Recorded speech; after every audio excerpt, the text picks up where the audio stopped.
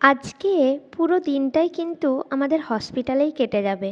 কারণ আজকে আমাদের চেকআপের ডেট আছে।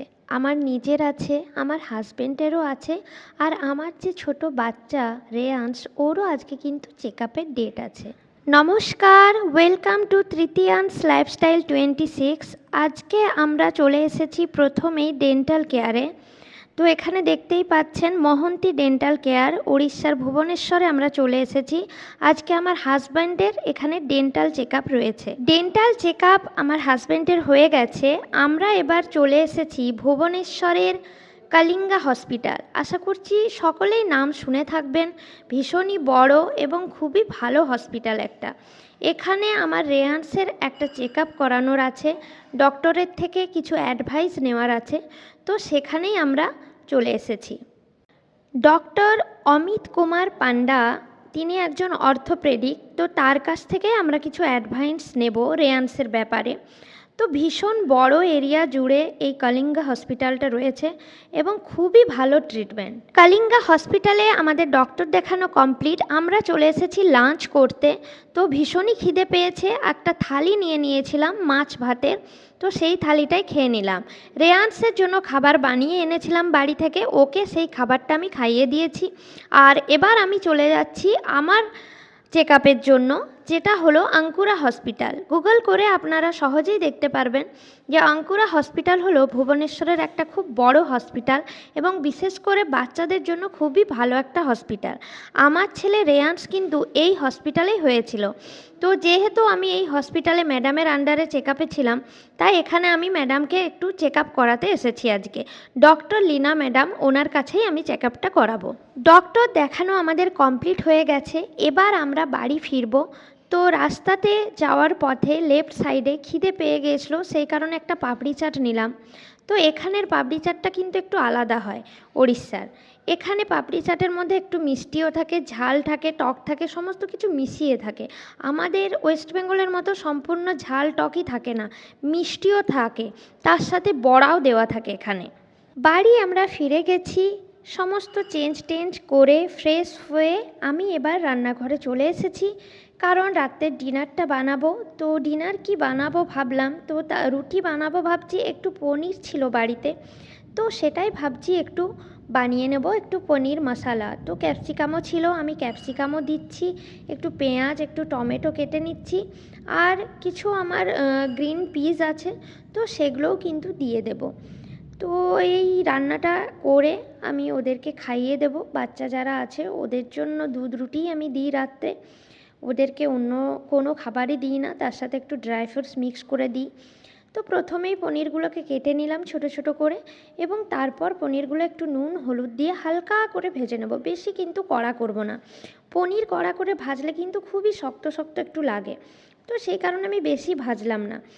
আর এই পনিরগুলো আস্তে আস্তে আমি একটু করে তুলে নেব। রুটিটা আমার এখনও হয়নি, আমি পনিরটা বসিয়ে দেব, তারপর আস্তে আস্তে রুটিটা কিন্তু আমি বানিয়ে নেব। তো এই তেলটা সর্ষের তেল আছে, তার সাথে আমি হালকা একটু বাটার দিয়ে দেব। এতে কিন্তু পনিরটার টেস্ট খুব ভালো হবে। তো বাটার বেশ কিছুটা দিয়ে দিলাম। বাটারটা দিয়ে দেওয়ার পর আমি আস্তে আস্তে নাড়তে থাকবো, এবং তারপর সমস্ত মশলা যা ইনগ্রেডিয়েন্টস আছে সমস্ত একে একে করে দিতে থাকবো। বাটারটা দেওয়ার পর প্রথমেই দিলাম, দেখুন আমি পেঁয়াজটা কুচি কুচি করে আমি কেটে রেখেছিলাম। তো এই পেঁয়াজগুলো ভালোভাবে আমি বাটারের সাথে মিশিয়ে নেব এবং অনেকক্ষণ নাড়তে থাকবো যতক্ষণ পেঁয়াজটা হালকা করে লাল হয়ে আসবে। তারপর এর সাথে আমি যা মশলা পেস্ট করে রেখেছি সেই মশলাগুলো একে একে দিতে থাকবো। পেঁয়াজগুলো ভেজে নেওয়ার পর এর সাথে আমি টমেটো দিয়ে দেবো, এবং টমেটোর ওপরে হালকা নুন, হলুদ গুঁড়ো, ধনে গুঁড়ো এবং জিরে গুঁড়ো দিয়ে ভালোভাবে মশলাটা কষিয়ে নিতে থাকবো। কষিয়ে নেওয়ার সময় এর সাথে আবারও দিয়ে দেবো আমি আগের থেকেই আমি বেটে রেখেছিলাম মিক্সিতে একটু আদা বাটা এবং একটু রসুন বাটা। এগুলো ভালোভাবে প্রপারলি মিক্স করে আমি কিন্তু এগুলো মিক্সিতে মিক্স করে নেব। একসাথে একটা ভালোভাবে ব্যাটার বা পেস্ট বানিয়ে নেব। এই পেস্টটাই আমি কিন্তু পরবর্তীকালে পনির যেগুলো ভেজে রেখেছি তার সাথে আমি কিন্তু ইউজ করব। তো মিক্সিতে দেওয়ার পর অবশ্যই এটা কিন্তু ঠান্ডা করে নেবেন, না হলে কিন্তু আপনার হাত পুড়ে যেতে পারে। তো মিক্সিতে পেশাও আমার হয়ে গেছে। আমি বাটার দিয়ে ভালোভাবে কড়াইয়ে একটু গরম গরম করে নেড়ে নিলাম। তারপর যেটা ব্যাটার আমি করে রাখলাম মিক্সিতে, সেই ব্যাটারটা দিয়ে ভালোভাবে আমি কিন্তু নাড়তে থাকলাম। যতক্ষণ না ব্যাটার থেকে কাঁচা মশলার গন্ধটা চলে যাবে ততক্ষণ ব্যাটারটা কিন্তু নাড়তে থাকবেন। আমার মেয়ে আজকে এটা খাবে না, তাই আমি এর মধ্যে হালকা একটা শুকনো লঙ্কাও দিয়ে দিলাম এবং ভালোভাবে মশলাটা কষতে থাকলাম। ততক্ষণ পর্যন্ত মশলাটা কষবেন যতক্ষণ পর্যন্ত না মশলা থেকে হালকা তেল ছাড়বে, তাহলে কিন্তু মশলার কাঁচা গন্ধটাও চলে যাবে এবং টেস্টটাও খুব ভালো হবে। এরপর আমি দিয়ে দেব কাশ্মীরি লঙ্কার গুঁড়ো। এতে কিন্তু ফ্লেভার এবং কালার দুটোই খুবই ভালো আসে। মশলাটা ভালোভাবে আমি নেড়ে চেড়ে নেব এবং এর সাথে মিষ্টির জন্য আমি দেব একটু গুড়, কারণ আমার বাড়িতে চিনির ব্যবহার নেই।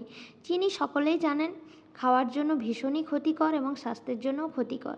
এরপরে দিয়ে দেবো আমি ক্যাপসিকামগুলোও ভালোভাবে নেড়ে চেড়ে নেব এবং লাস্টে দেব পনিরগুলো ভালোভাবে নেড়ে চেড়ে এটা একটু ফুটতে দেব, কারণ ক্যাপসিকামগুলো আমার তার মধ্যেই সেদ্ধ হয়ে যাবে।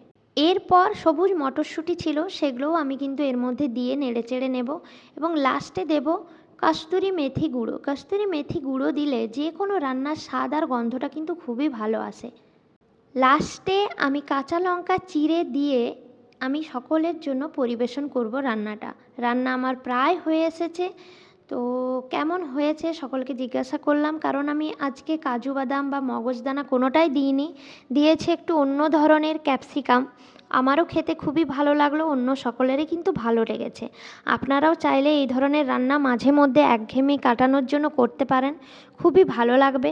একটু জল দিয়ে দিলাম, তো রান্না আমার হয়ে এসেছে, একটু ফুটিয়ে নেব, তারপরে নামিয়ে নেব কাঁচা লঙ্কা দিয়ে। কেমন লাগলো ভিডিওটি আপনারা অবশ্যই জানাবেন, কারণ আপনাদের মতামত আমার কাছে ভীষণই মূল্যবান। একটা কমেন্ট কিন্তু করতে অবশ্যই ভুলবেন না, কারণ আপনাদের কমেন্ট না এলে আমি বুঝবো কী করে আমার ভিডিওতে কি ভুল হচ্ছে, কি আপনাদের খারাপ লাগছে, কোনটা আমার আরও ইমপ্রুভ করা প্রয়োজন। তো অবশ্যই কমেন্ট করবেন এবং অবশ্যই একটা লাইক করে যেতে ভুলবেন না, আর সাবস্ক্রাইব এবং শেয়ারও কিন্তু অবশ্যই করে দেবেন। চলুন, বাই বাই।